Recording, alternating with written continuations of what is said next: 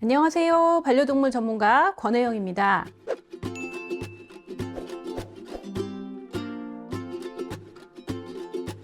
반려동물이 가족 구성원으로서 존중받는 시대가 도래하면서 우리나라 반려동물 시장 규모도 매년 커지고 있죠. 반려동물을 위해 아낌없이 지갑을 여는 사람들이 늘어난 만큼 반려동물 관련 산업, 펫케어 시장은 해마다 눈에 띄게 성장하고 있습니다. 특히 미용과 건강을 중심으로 그 성장이 두드러지는데요. 이번 시간에는 반려견의 라이프 사이클 특성에 맞춘 영양식과 건강과 미용에 관해 반드시 알고 계셔야 할 정보와 트렌드를 알아보겠습니다. 갓 태어난 강아지를 막 입양했다고 가정해 볼게요. 언제부터 미용을 시작하면 좋을까요? 정답은 생후 4개월 전후입니다. 이 시기는 어미의 뱃속에서부터 갖고 있던 배내 털이 빠지고 새로운 털이 나는 시기로 모든 견종에게 해당합니다. 털이 빠지기 시작하면 어떤 품종의 강아지인지 알아보기가 어려울 정도로 많은 양의 털이 빠지는데요. 특히 이중모를 가지고 있는 반려견은 빠지는 모량이 엄청납니다. 그렇게 털이 빠지고 다시 나는 시기를 거쳐 드디어 관리를 필요로 하게 됩니다. 이를 배내 미용이라고 하며 요즘은 배내 미용을 전문으로 하는 전문 미용사가 있을 정도입니다. 성견의 미용은 일반적으로 견종의 특징을 잘 살릴 수 있는 형태로 진행됩니다. 비숑, 멀티즈, 포메라니안 등이 주로 이에 해당하죠. 예외적으로는 클리퍼로 몸 전체를 깎아서 미용하기도 하는데요. 가정에서의 빗질이나 목욕 관리가 어려워 손질을 최소화하는 경우가 여기 해당합니다. 피부 질환의 치료를 위해 몸 전체 또는 특정 부위를 짧게 밀기도 합니다. 우리나라는 과거부터 클리퍼 미용이 일반화된 편인데요. 그 이유는 주거 형태가 아파트가 대부분이고 신발을 벗고 집 안에 들어가는 구조로 위생상 반려견의 털을 짧게 깎는 경우가 상당했습니다. 클리퍼를 사용한 미용의 부작용 또한 적지 않습니다.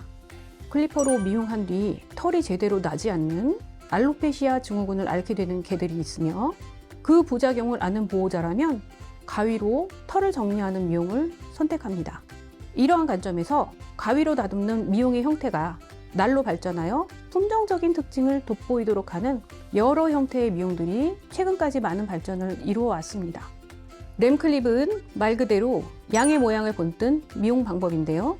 푸들의 체형을 기본으로 한 털이 곱슬곱슬한 다양한 품종에 응용 가능한 다른 펫클립의 기초가 되는 클립입니다. 최근에는 평소 털 관리의 편리성을 위해 램클립의 형태에서 몸의 털만 클리퍼로 밀고 다리는 가위로 커트하는 스포팅 클립 형태의 미용이 인기가 있습니다. 요즘 비숑이 인기 견종인데요. 비숑의 경우 모량과 모질의 특징을 이용하여 얼굴의 형태를 다양하게 미용할 수 있어서 사람으로 치면 다양한 헤어스타일을 연출할 수가 있고요. 포메라니안의 경우 털의 특징을 이용하여 연출하는데요. 포메라니안의 털은 이중모로 털의 양이 아주 많고 털갈이 시기의 관리가 필요한 품종으로 최근에는 털 관리의 편리성을 위해 곰돌이 컷 형태로 몸 전체를 짧게 또는 조금 길게 가위로 컷을 해줍니다. 포메라니안의 경우 클리퍼로 피부가 보일 정도로 털을 밀면 알로페시아 증후군에 노출되어 그 증상으로 몸의 털이 드문드문 나거나 어느 부분만 털이 나지 않아 외관상 피부병이 생길 것 같은 모습을 보이는 경우가 있어 몸을 짧게 미는 것은 삼가하도록 합니다. 같은 견종이라도 이렇게 털의 길이, 털을 남기는 부위의 모양과 가위질을 하는 형태에 따라서 다양한 스타일을 연출할 수 있습니다. 반려동물 문화가 오래전에 정착한 일본의 경우 푸들의 미용만 100가지가 넘는 형태로 연출할 수 있다고 하는데요. 우리나라 역시 예전과 달리 가정에서 키워지는 반려견의 품종이 다양해지고 반려견 스타일링에 대한 관심 또한 많아지는 추세입니다. 전문 미용사를 만나 상담하면 나의 반려견을 더욱더 예쁘게 키울 수 있습니다. 우리나라는 많은 반려견이 주로 실내에서 생활을 하는데요. 미끄러운 거실 바닥에서 생의 대부분을 살게 되며 이러한 환경으로 인해 골격과 근육이 건강하게 형성되기 이전부터 골격에 문제가 되는 일이 생깁니다. 살아가는 환경으로 인해 걸음걸이가 나빠져 질환에 노출이 되는 셈이죠. 강아지들은 발바닥에서도 털이 자랍니다. 상상해보세요. 사람인 우리 발바닥에 털이 계속 자란다면 어떨까요? 맞습니다. 당연히 미끄럽겠죠? 반려견들은 발바닥에 자라는 털 때문에 골격 건강이 악화될 수 있습니다. 그래서 평상시 관리를 통해 걸음걸이가 더 나빠지지 않게 해주어야 합니다. 반려견이 생활하는 집안 곳곳에 관절을 보호할 수 있는 보조용품을 사용하거나 미끄럼 방지 매트 제품을 깔아주는 등 관절 건강에 도움이 될 수 있도록 합니다. 요즘은 반려동물에 대해 높은 지식 수준을 갖고 계신 보호자들이 많이 계십니다. 본인이 키우는 반려동물에 대해 열심히 공부하고 미용에 대해서도 높은 관심을 가지고 트렌디하고 건강하게 미용시키는 반려인들이 많아졌습니다. 미용뿐 아니라 다방면에서 반려견에게 많은 애정과 노력을 쏟습니다. 그중 하나가 먹는 것인데요. 그래서 펫푸드 지도사이기도 한 제가 손쉽게 만들 수 있는 영양식 레시피를 준비했습니다. 자견, 성견, 그리고 노령견을 위한 영양식을 소개할 텐데요. 모든 레시피는 소형견을 기준으로 삼았습니다. 자견은 생후 12개월 미만의 어린 강아지를 뜻한데요. 자견은 어미로부터 젖을 통해 영양을 공급받는 젖먹이 시기를 거쳐 이유식을 공급받고 이가 나기 시작하는 등 성장을 통해 성견이 되기 위한 몸이 형성이 됩니다. 이유식을 시작하는 시기에는 한 번에 많은 양을 주지 않도록 하며 조금씩 자주 주는 것이 중요합니다. 포만감을 느낄 수 있도록 적당히 채소를 잘게 다져 섞어 주어도 좋습니다. 편식하는 반려견이 되지 않도록 다양한 재료를 사용해 여러 가지 음식에 노출시키도록 합니다. 간식으로 강아지 전용 우유를 먹이는 것도 추천합니다. 성장하는 자견을 위한 메뉴는 부드러운 명태살 고구마죽입니다. 쉽고 간단한 레시피로 알려드릴 테니 잘 따라오세요.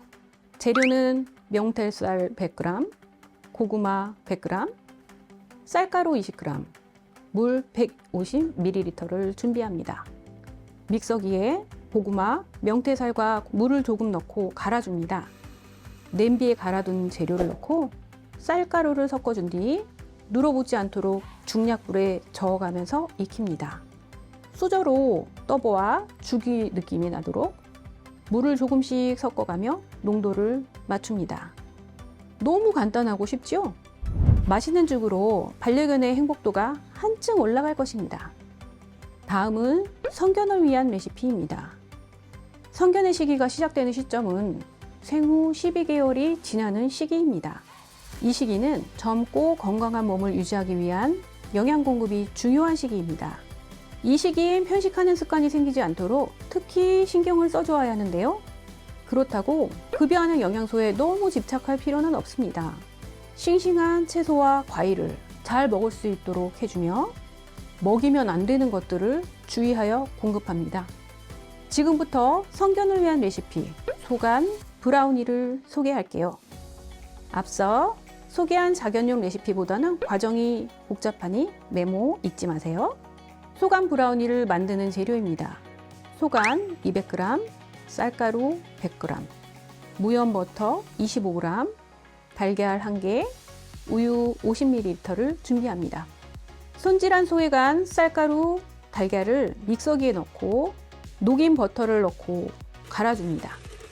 농도를 보아가며 우유를 넣어 한 번 더 갈아줍니다. 수저로 떠보아서 주르륵 흘러내릴 정도의 반죽이 완성되도록 합니다. 적당한 크기의 제빵용 틀에 반죽을 부어준 뒤 오븐을 160도로 10분간 예열한 후 20분간 구워줍니다. 틀의 모양과 깊이, 오븐의 사양에 따라 익히는 시간이 차이가 날 수 있으니 젓가락으로 찔러 보아서 익은 상태를 확인해 주세요. 오븐에서 꺼낸 브라우니는 식혀서 작게 잘라 급여합니다. 소간 브라우니는 간식용으로 주식으로 급여하지 않도록 하며 냉장실에서 4일 이상 보관하시면 안 됩니다. 냉동 상태에서는 한 달 이상 보관하지 않도록 합니다. 기호성이 매우 좋은 음식으로 너무 많이 먹이지 않도록 주의합니다. 마지막으로 노령견을 위한 레시피입니다. 소형 반려견의 경우 노령견으로 접어드는 시기를 10세에서 12세 정도로 보는데요. 나이가 들면 쇠약해져 모든 면에서 기능이 떨어집니다. 활동량도 줄어들고 먹는 양도 줄어듭니다. 이가 빠지고 약해지며 피부가 건조해지고 털의 숱도 줄어듭니다. 그렇다고 먹는 양을 줄이거나 성견에 비해 영양가가 적은 음식을 줄 필요는 없습니다. 포만감 있는 식사를 할 수 있도록 급여해 주어야 합니다. 다만 비만견이 되지 않도록 관리하는 것이 중요하고요. 성견과 마찬가지로 잘 먹고 잘 노는 건강한 시기를 보낼 수 있도록 관리해 주세요. 노령견을 위한 건강한 레시피는 부드러운 찜 케이크입니다. 쌀가루 50g, 오트밀 50g, 달걀 2개에 우유 100ml, 코코넛 가루는 가는 입자로 1티스푼을 준비합니다. 먼저 달걀을 흰자와 노른자로 분리해 주고요.